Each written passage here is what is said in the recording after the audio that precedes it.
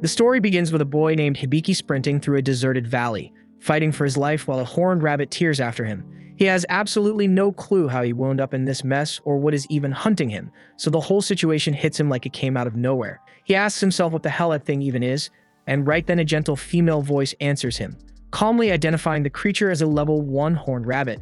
He has no idea where the voice is coming from, but he begs it not to disappear because he is honestly terrified. The rabbit then lunges at him, but he barely manages to slip aside at the last second and ends up crashing down on top of it, crushing the life out of it in the process. At the same time, deep within the woods, an elf girl moves quietly between the trees when a mysterious male voice begins guiding her, instructing her to head east because something incredibly valuable is waiting there for her. Back in the valley, Hibiki feels a wave of relief after surviving the horned rabbit, yet he still has no clue where he is or what that strange voice actually was. To make matters worse, he checks his phone and sees there is zero signal, wiping out any chance of calling for help. Trying to keep himself from freaking out, he convinces himself the voice was not real and that he must have imagined it. Hunger soon creeps in and he briefly considers eating the horned rabbit, but quickly shuts that idea down since he has no way of knowing if it is even edible. The voice suddenly chimes in again, analyzing the corpse and informing Hibiki that horned rabbit is actually a rank delicacy that tastes great in stews. Hearing that, he decides he might as well carry it along for now, even if the thought still makes his stomach turn a bit. He then starts paying closer attention to the mysterious voice and realizes it only seems to respond when he asks something directly, so he experiments by questioning random objects like his backpack. The voice replies that it is a bag crafted from materials that do not exist in this world. He keeps testing it with other items, and every single time, the voice delivers a precise and detailed explanation. Putting that together, Hibiki wonders if the voice can evaluate him too, so he asks about himself, and suddenly a translucent screen pops up in front of him displaying all his stats. As he scans through it, everything like his name and age checks out, but what really throws him off is the job listed as Appraiser Provisional, which makes absolutely no sense, since he was just living the ordinary life of a high school student until now. He then asks the voice who she actually is, and she responds that she is his status support, though she cannot reveal anything considered personal information. Hibiki thinks that is seriously unfair, but what does lift his mood a little is seeing the massive list of skills available for him to learn. The expert skill catches his eye, so he tries activating it immediately, but nothing happens. Figuring he might as well start with something simple, he decides to begin the tutorial, only for the voice to inform him that the tutorial has already been running this whole time. Hibiki doesn't understand what she's getting at, so he drops it and decides to test out the world map skill, which immediately projects a glowing hologram right in front of him. He studies it carefully and soon realizes it is not a true map at all. It is only outlining the route he has already traveled. That is when it finally clicks that he has been wandering in circles this entire time, so once he figures that out, he uses it properly to steer himself and continues forward. By the time the sun begins to set, he notices a road stretching below him, but he gets a bit too fired up and stumbles, crashing face first onto the stone pavement. As he pushes himself up, the voice calmly declares that he has just unlocked the title of Castaway in Another World. Hibiki is confused for a second, but that thought is quickly shoved aside. A massive monster suddenly looms over him, and he is convinced this is the end, but out of nowhere a glowing magic arrow flies in and drops the creature on the spot. He turns in disbelief and sees that it came from an elf girl standing on a nearby rock. Just before he approaches her, the voice activates his speech function so he can both speak and understand the language of this world. After thanking her for saving his life, she introduces herself as Emilia. Hibiki notices her pointed ears right away and assumes she is dressed like an elf, so he tells her he likes her cosplay, but Emilia clearly has no clue what he means. She then asks why he was wandering around the maze-eater grassland, and Hibiki awkwardly explains that he kind of just showed up there out of thin air, which leaves her completely stunned. The voice proceeds to perform a full appraisal on Emilia, and Hibiki is stunned to discover she is genuinely an elf. As he scans through her stats, he is even more shocked to learn that she is actually 56 years old. Emilia goes on to explain that the maze-eater grassland is not a normal field at all, but a monster that disguises itself as one. It never attacks outright, but instead waits patiently for its victims to exhaust themselves while wandering aimlessly before swallowing them whole, and hearing that makes Hibiki realize how dangerously close he was to becoming its meal. Emilia suddenly wraps Hibiki in a hug and tells him he did surprisingly well for such a young boy. She says that because she assumes he is around 10 years old, but when he corrects her and says he is 16, she quickly pulls back and admits she never expected someone his age to be stuck in such a small frame. Soon after, night settles in and they set up camp where Hibiki learns that in this world, you are officially considered an adult once you turn 15. After they finish cooking and eating a horned rabbit, Hibiki asks Emilia where they actually are. She instantly spits her tea straight into his face at such a ridiculous question. Flustered, she wipes him off while apologizing and explains that they are in the kingdom of Habrastia. Hibiki tells her that means nothing to him since he is from Japan, but she has never even heard of it, which only solidifies his belief that he truly has been transported to another world. Sensing that he must feel isolated so far from home, Amelia gently tells him she will escort him to the city tomorrow, and Hibiki thanks her sincerely. And while Hibiki sleeps, Amelia studies him quietly and starts to believe he must be the precious treasure the spirit mentioned to her. Not long after that realization, she slowly slips into sleep herself. Hibiki, meanwhile, falls into a dream about his old life and revisits a gentle memory with his three closest friends, Amane, Kyuko, and Taiki, hanging out at the diner where Amane works. They meant the world to him, even if they never passed up the chance to tease him about being way too short for a 16-year-old. Then the dream shifts to the moment everything changed.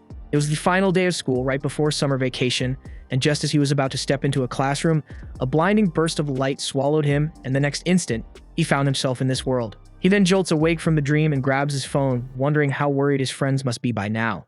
When he lifts his gaze to the sky, he notices strange, glowing green shapes drifting overhead. The voice identifies them and explains that they are part of a special protective barrier Amelia created to guard the area.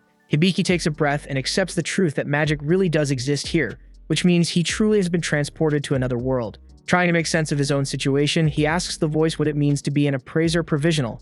The voice responds that it is a role granted to him by a deity, ranked at rarity B. It grants him the appraisal skill, allowing him to analyze and reveal the abilities and attributes of any target. Yet it offers no combat techniques at all, which is why it falls under a non-combat class. Hibiki is still trying to process everything, so he gives up on overthinking it and goes back to sleep. When morning comes, Amelia wakes first and reflects on how she rescued Hibiki the day before and ended up spending the night outside beside him. Soon after, Hibiki stirs awake as well, and together they set out toward Lowell, the closest town. As they travel through the forest, Amelia tells him it will take roughly a day and a half to get there. She also warns him that monsters roam the area, though she assures him he has nothing to fear because she will protect him. She is genuinely surprised that Hibiki could even detect them, and he explains that it is all because of his world map skill. Amelia is shocked when she learns he possesses the world map skill, since it holds a AAA rarity ranking, but when he casually adds that he is an Appraiser provisional, her reaction is far less impressed, and she almost treats it like a punchline. Hibiki honestly cannot figure out why the world map skill is considered such a huge advantage, since in his eyes it only tracks where he has already traveled and alerts him to nearby monsters, and Amelia can hardly believe he fails to grasp just how invaluable that ability is when it comes to surviving in a place like this. Hibiki then brings up his world map and asks whether anything dangerous is nearby, and it identifies a crystal-horned rabbit within the vicinity. Amelia's eyes light up at the news, explaining that crystal-horned rabbits are incredibly rare and can sell for as much as 200 gold coins. Without hesitation, she grabs Hibiki and urges him to guide her directly to it. Keeping their distance, they follow the rabbit's trail while Amelia uses her magic to conceal their presence, masking both their scent and the sound of their movements. Hibiki is thoroughly impressed and praises Amelia for her incredible abilities, but she quickly returns the compliment, insisting that he is the truly remarkable one, thanks to his world map skill. She explains that any adventurer party would be fortunate to have him, and since appraisal is a non-combat profession, he could safely remain in the rear while supporting the frontline fighters. Though Amelia is eager to form a party with Hibiki, she does not want to seem overly desperate, so she decides to demonstrate her talents and let him make the first move. She raises her bow to aim, but Hibiki notices she has no arrow.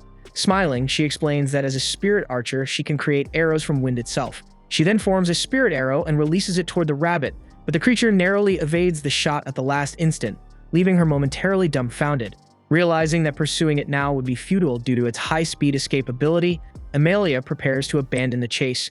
However, when Hibiki learns that the rabbit cannot activate its skills while attacking, an idea strikes him. If he can lure the rabbit into charging at him, Amelia would have the perfect opportunity to strike. She hesitates, doubting such a simple plan could succeed, but Hibiki reassures her, explaining that his appraisal revealed the creature to be fairly dumb as a rock.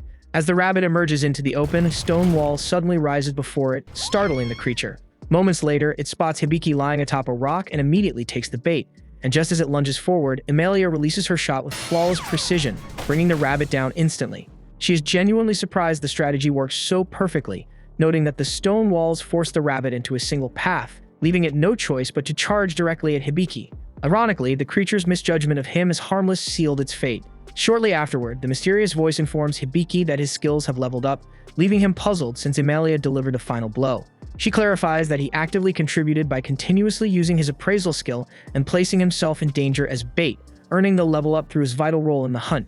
Elsewhere, the deity responsible for bringing Hibiki into this world observes his progress with satisfaction. Still, the deity reminds himself that this is merely the tutorial phase, and Hibiki's journey has only just begun. Meanwhile, at the Adventurers Guild, we see a girl named Ivel has just completed her registration.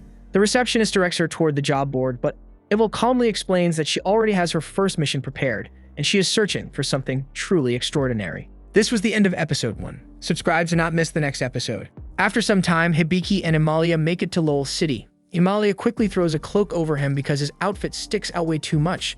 Their plan is simple: sell the rabbit's corn and use the money to get Hibiki proper clothes. They'd expect at least 200 gold coins, which might even leave enough for weapons and armor. Hibiki then casually wonders how much a single gold coin is even worth, which makes Emalia look at him like he is some kind of alien again, so he turns to his status support voice for answers, and she calmly explains the exchange rate. 1 gold coin equals about 10,000 yen. That is a ridiculous amount of money, and suddenly Emalia's excitement makes perfect sense to him. Out of nowhere, Emalia bluntly tells her new partner to stop sounding like a clueless, wide-eyed idiot with zero street smarts. She insists she's only saying it because there are plenty of people out there who would happily scam someone like him. She does not sugarcoat it at all, and the delivery is harsh enough that Hibiki quietly decides she probably does not have many friends. When they arrive at the Adventurers Guild, a few adventurers stare and question why Emalia teamed up with a kid. She calmly explains that he might look young, but he is actually an adult. A party called Silver Banner steps in and tells them to ignore the usual loudmouths since they always act like morons anyway, and they head out after wishing her luck. Emalia then approaches the receptionist Jewel and says she has an item to sell. They are escorted to a separate room, where Hibiki immediately gets distracted by how insanely shredded the man is. The guy catches the way Hibiki is staring and flexes on purpose. He proudly declares that his physique is the result of pure dedication and relentless effort. His name is Balls Deliard, and he happens to be the guildmaster. Hibiki instantly idolizes him, while the girls look completely confused. Hibiki then admits that no matter how hard he trains, he never gets results like that, so Balls advises him to focus on building his latissimus dorsi first. The girls quickly lose patience listening to them geek out over workout routines and shut the whole conversation down. When Emalia reveals the horn, Balls is stunned and immediately offers 400 gold coins for it. That is double what Emalia expected, so Hibiki assumes she will gladly accept. Instead, he nearly falls over when she snaps back and tells Balls not to insult her intelligence. She refuses outright and says she will not part with it for less than 800 gold coins. They go back and forth for a while, but Emalia barely moves from her demand. She even reminds him she could just take it to the capital's Adventurers Guild and sell it there, forcing Balls to finally raise his offer to 700 gold coins. Emalia beams at the final amount, and Jewel angrily mentions that it will be deducted straight from Balls' salary. Emalia is practically glowing with pride, convinced this win will push Hibiki to officially form a party with her. Then, after an unfortunate wardrobe mishap on her part, the men are promptly thrown out. Once he is by himself, the support voice informs Hibiki that his tutorial skill has now met the requirements to level up. The tutorial skill is something granted to people with a low survival rate. It allows them to receive assistance from a deity, helping them gain the knowledge and abilities needed to stay alive in this world. Hibiki suddenly hears a man's voice, but he brushes it off, assuming he must have imagined it. He concludes that this skill exists to protect him, and he realizes that making it this far was probably thanks to the deity's help. The male voice then tells him to keep revering him, since that motivates him to put in more effort. This time, Hibiki is certain he actually heard it, and the voice openly states that he is the deity supporting him. He explains that he is speaking directly to Hibiki, but he cannot do so whenever he wants. He promises to support him as much as possible, though staying alive and taking care of himself ultimately depends on Hibiki. Just as Hibiki starts forming a dozen questions in his mind, the deity disappears. Right after that, the support voice announces that with the tutorial skill leveling up, the guide's direct support will now come to an end. At that moment, Emalia returns and is informed that she has been assigned a designated quest. The letter clearly troubles her, and she apologizes to Hibiki. She has to leave the city right away, since there is no way she can turn down a request from her hometown. She cannot bring him along either, which means this is where their paths split. Hibiki feels let down and quietly wonders if Emalia was the guide the voice mentioned. Somewhere else, the girl named Ival continues searching for that special something. She's struggling to locate it, but then an idea begins to form. Then, as Emalia prepares to depart, Hibiki reassures her that he will manage on his own. She has already done more than enough for him, and he refuses to drag her down. He tells her that he plans to try becoming an adventurer. You notice there are quests available even for non-combat roles, and that gave him hope. Emalia is confident they will meet again, and she tells him to hold on to her cloak until then. Hibiki jokes that she might need it if she runs into another wardrobe accident, and she immediately bolts off in embarrassment. After they part ways, Emalia unexpectedly runs into Ival. Emalia explains that she is in a rush because she has to head back home on short notice. Ival instantly understands that she means the elf homeland, and she reveals that she is traveling in that direction as well. After Emalia departed, Hibiki practically lived in his bed, drifting in and out of sleep most of the day. His phone had completely run out of power, and he still had zero clue how to return to his original world. The deity who once spoke to him had stayed silent ever since that single encounter, and Hibiki understood that revealing his secret to anyone was out of the question. He refused to risk drawing attention to himself, so he made up his mind to keep quiet about where he truly came from. Before heading out for dinner, he reflects on the fact that the only thing keeping him afloat is the gold earned from selling the horn. That money will not last forever, which means he needs to start looking for a job soon. He starts wondering what he is actually capable of, so he checks his stats. Unsure of how strong they truly are, he asks about them, and the support voice advises him not to attempt solo combat. He then is thrilled to see he earned a new title, but the excitement fades quickly. The title is Older Lady Killer, and he has absolutely no idea what that is supposed to mean. On top of that, he has gained 2 new skills: Contract and Medical Book. The voice explains that he can absorb the contents of the medical book by reading through it, but if he intends to perform advanced medical treatments, she strongly suggests going through every single page. She warns him that once he starts, he will not be able to stop halfway, but Hibiki brushes it off. He figures it could come in handy, so he decides to read the entire thing. The voice sighs before initiating the process. Hibiki wonders how long it will take him to read all of it, but it is nothing like he imagined. Instead of casually flipping through pages, the full contents are forcefully crammed into his brain at once, and he lets out a scream of pure agony. Meanwhile, a maid named Stelia tracks down Emalia. Emalia warmly greets her loyal attendant, who has arrived to escort her back. She introduces Ivel, and Ivel immediately assumes they have formed a party together. A few days later, the support voice announces that the study of the medical book has finally been completed. Completely drained, Hibiki reminds himself that he still needs to go shopping. He buys some new armor and thinks about how brutal that medical book experience really was. The voice explains that each skill comes with its own unique method of acquisition. Hibiki thanks status support San, but he quickly grows tired of saying such a long name. He wonders aloud if he could just call her Sapo-chan instead. She falls silent for a moment, and it becomes obvious she actually likes it when she responds by saying that Sapo-chan accepts the proposal. After that, the Silver Banner party storms into the Adventurers Guild in complete chaos. Their captain is barely hanging on because he and a Silver Ruby Wolf ended up killing each other at the exact same moment. Blood keeps pouring out of him without stopping, and his teammates are praying the Guildmaster can somehow pull off a miracle. But luck is not on their side, and they are informed that Balls is currently away from town. They explain in panic that they already used every healing spell they knew, yet nothing worked. Hibiki notices just how severe the blood loss is, and he starts wondering if the medical book ability might actually save him. Sapo suddenly cuts in and states that there is still a possibility. Hibiki asks the group if they are willing to let him try, and they immediately question whether he is even a healer. He admits that he is actually an Appraiser, which makes them even more doubtful that he can do anything useful. However, he clarifies that he also possesses a medical skill, so they reluctantly agree to take the risk. Hibiki then activates the ability, and Sapo triggers the medical book function known as examination. Through this, he discovers that the man has dive poison circulating in his body. It is a toxin derived from poisonous herbs, and it makes it nearly impossible to halt the bleeding. The man has roughly 5 minutes remaining, so Hibiki desperately thinks about how to treat him. Sapo explains that full restoration will be required, including regenerating the arm and leg he lost. She advises using Hypercure and Perfect Heal, but these are advanced tier abilities that demand 650 magic power, and the problem is that Hibiki only has 56 MP. Everyone grows anxious, so Hibiki tells them that the bleeding cannot be stopped because of the toxin. The poison must be eliminated first, and then his missing limbs must be restored. Hibiki frantically asks if anyone present can cast Hypercure or Perfect Heal, but none of them can. Now there are only 4 minutes left, and he struggles to think of any possible solution. At that moment, Sapo suggests using a technical ability called Contract. If he asks others to temporarily funnel their MP into him, Hibiki will be able to carry out the treatment using the pooled magic power. A simple spoken agreement will suffice, and it will grant him access to those advanced spells. Hibiki quickly grasps the idea and asks everyone to form a contract with him. He explains that they only need to lend him a portion of their magic power, and with it, he can save their leader Jade. No one there has ever encountered something like this before, but there is no room for questions. They are frantic to save their companion, so they agree to establish the contract, and together they manage to funnel some magic power into Hibiki, yet they're still 174 short.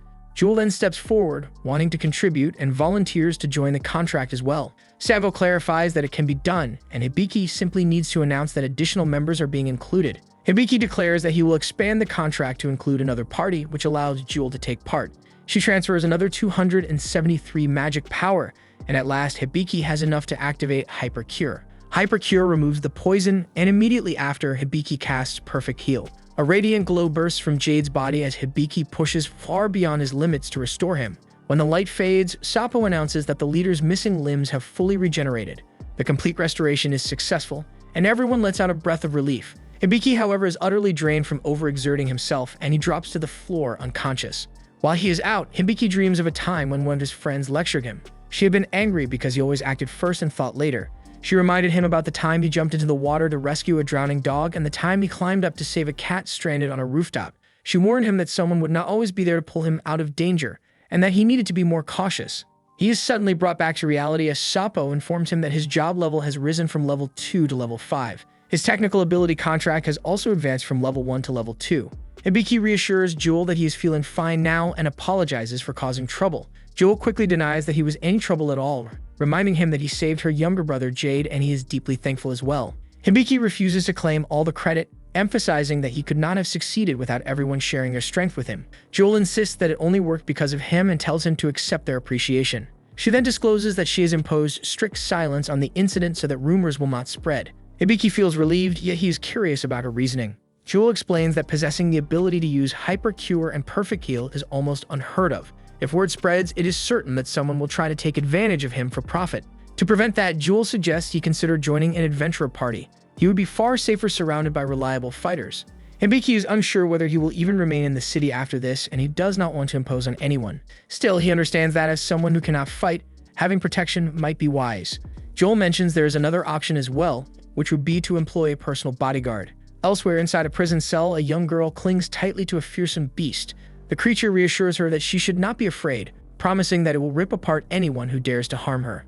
The following morning, Hibiki makes his way to the Debbie company in search of a bodyguard and is formally introduced to its owner Ajareth and Debbie. The instant Debbie lays eyes on Hibiki, he practically melts with enthusiasm, hovering around him because he claims he can literally smell wealth on the guy. Apparently, he possesses a rare skill that allows him to detect a sweet fragrance coming from people who are either already rich or destined to become rich in the near future.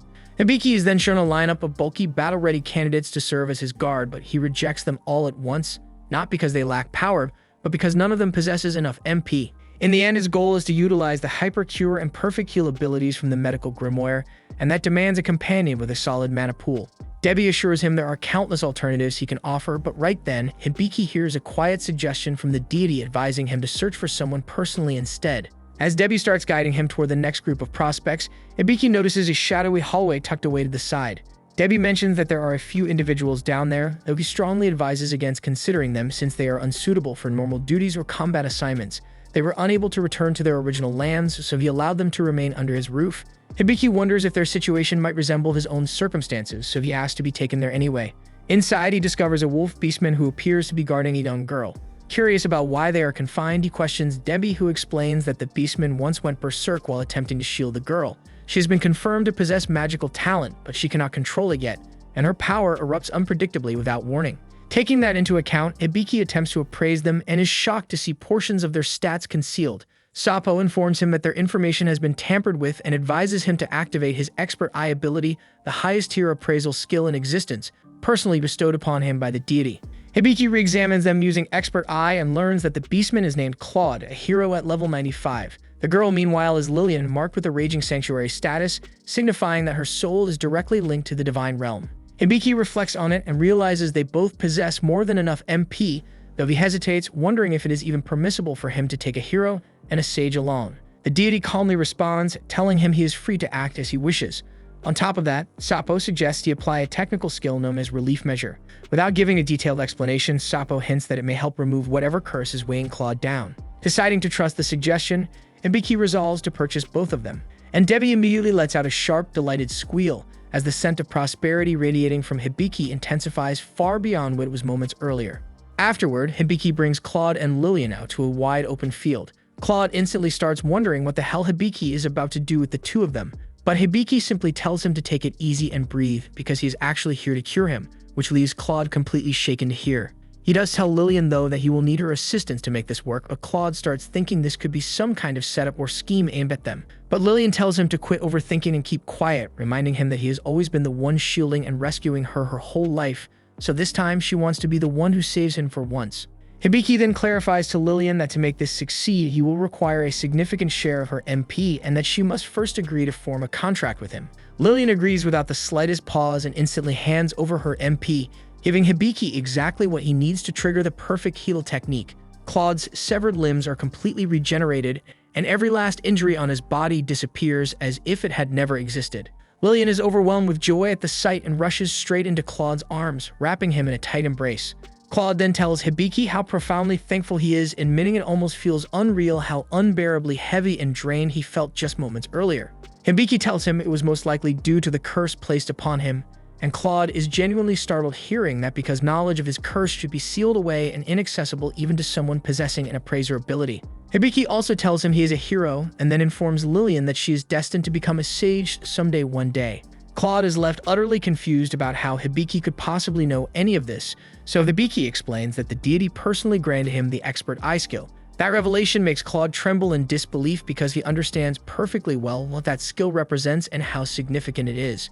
Hibiki then immediately begins working on breaking the curse weighing on Claude and activates the relief measure skill, but to both his and Lillian's total shock, Claude is suddenly bound tightly in thick, heavy chains that appear out of nowhere. Then a massive pair of scissors drops down toward him.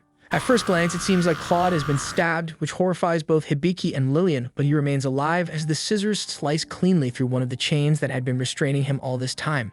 Claude pauses to assess his condition and realizes that while he is far from regaining the full strength he once possessed, he can already sense a solid portion of his power steadily returning. He then lowers his head respectfully toward Hibiki and sincerely apologizes for the disrespectful attitude he showed earlier. And after saying all that, he tells Hibiki that he wishes to carry out the ceremony of loyalty together. Hibiki is completely clueless about what that even means, so Claude patiently breaks it down for him, explaining that it is a sacred vow where he dedicates his entire soul to Hibiki and swears before all that exists to stay at his side no matter what the future throws at them. Sapo then cuts in and advises Hibiki to activate his contract skill to formalize the ceremony of loyalty.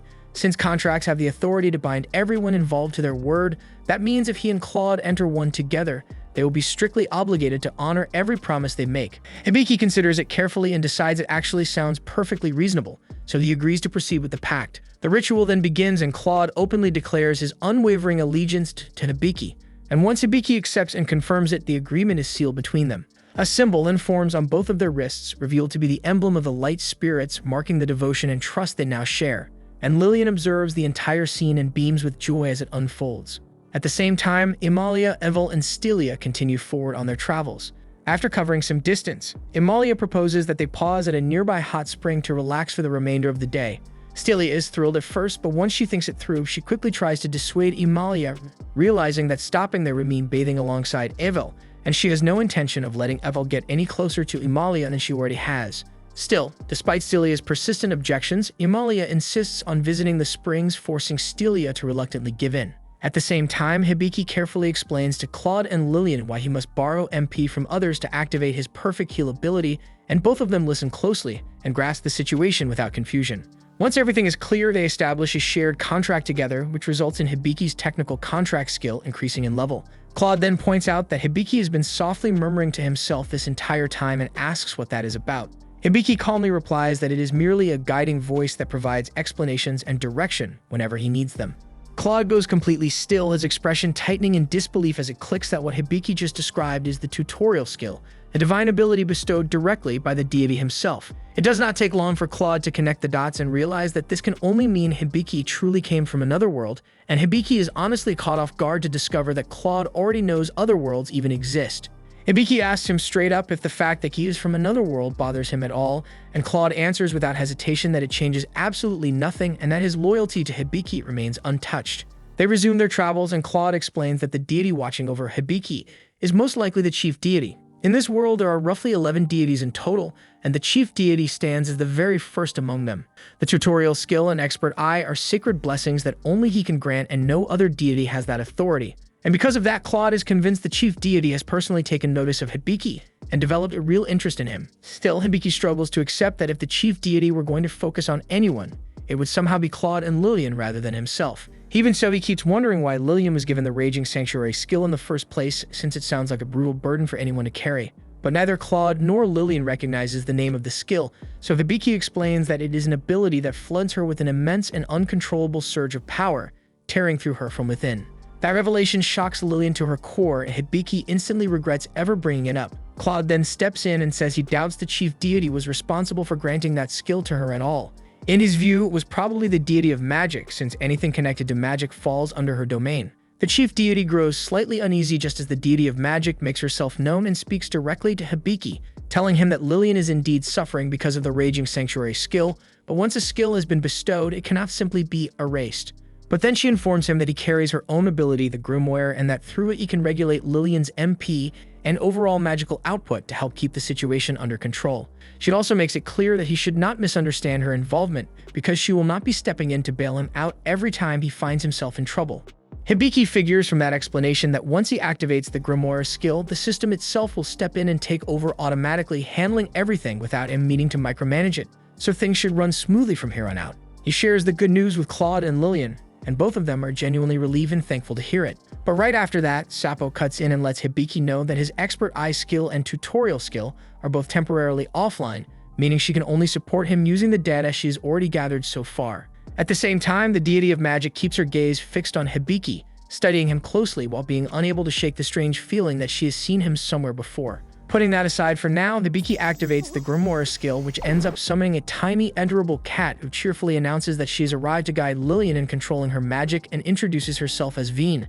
Lillian is instantly overwhelmed by how ridiculously cute Veen is and immediately starts petting her without even thinking twice. Hibiki then asks Veen about the Grimoire, and she casually reveals that she herself is the Grimoire, as well as a powerful sacred beast created by the deity of magic. That explanation reassures Hibiki, and he reaches out to gently pat her on the head. But the moment he does, Claude gets visibly jealous and quickly speaks up, making it painfully obvious that Hibiki has not given him a single head pat yet. At the same time, Amelia, Evel, and Stelia are shown unwinding together in a hot spring, and Stelia briefly gets thrown off by the sheer size of Amelia's sideboard before snapping herself back into focus. Amelia then asks Stelia about the important mission her father assigned to her, but Stelia admits she still has not been told any of the details. After that, Amelia turns to Evel and casually asks if she can help wash her back, but Evel bluntly refuses, which only makes Amelia laugh to herself as she realizes they have not quite warmed up to each other yet. Stelia then jumps in and tells Amelia she's coming on way too strong with Evel, pointing out that simply washing each other's backs is not something that automatically makes people friends. Evel hears the entire conversation and a faint smirk forms on her face. She then stands up and tells Amelia she will go ahead and help her after all, catching Amelia completely off guard, but Evel just shrugs it off and says that's what friends do for each other. The following morning, Hibiki brings Claude along to browse for weapons, and while they are there, Claude ends up settling on a spear. Hibiki is caught off guard by that decision since he always pictured heroes carrying swords as their signature weapon, so Claude explains that a spear actually suits his build and combat approach much better. He also mentions his armor, saying he prefers dodging hits rather than tanking them head-on, so protecting his vital areas is more than enough. On top of that, he does not want to load himself down with heavy gear because it would make him overheat and slow his movements. Meanwhile, Lillian chooses a few new outfits for herself, and when the shopkeeper announces that the total comes to 25 gold coins, both Hibiki and Lillian freeze in shock since it sounds insanely expensive to them. Claude, however, treats the amount like pocket change and hands it over without blinking. Watching this, Lillian begins to feel uneasy about buying the clothes because of the price.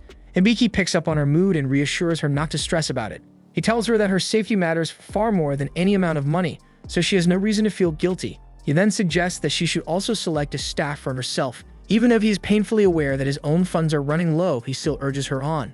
In the end, he decides that seeing her happy makes the expense worth it. Just then, Vane starts pouting and complains that she's being left out, asking Hibiki to buy something for her too. Hibiki gives in and ends up purchasing a cute little collar for her, even though that choice drags him even further into bankruptcy. Once they finish shopping, they head out to a wide open field, where Veen announces that she will give them a basic introduction to magic. She assumes Claude does not need much guidance since he is a hero, but she points out that Hibiki and Lillian lack the natural traits heroes are supposed to have, and because of that she tells Hibiki he will have to depend on his Grimoire. Hibiki has no clue what a Grimoire even is, so he asks her to explain. Sappo steps in and clarifies that a Grimoire is a rare technical ability ranked AA, which grants its user access to various types of knowledge and skills tied to the world's magic system. Hearing this, Hibiki lights up with excitement, thinking he might finally get to cast real spells, but Veen immediately crushes that hope, bluntly telling him he will only manage simple household-level magic.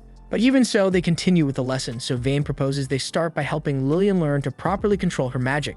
She tells Hibiki that to make this happen, he must be registered as the one overseeing her magic output. And when Hibiki asks how he is supposed to do that, Vane casually bites his hand and declares that it's all it takes.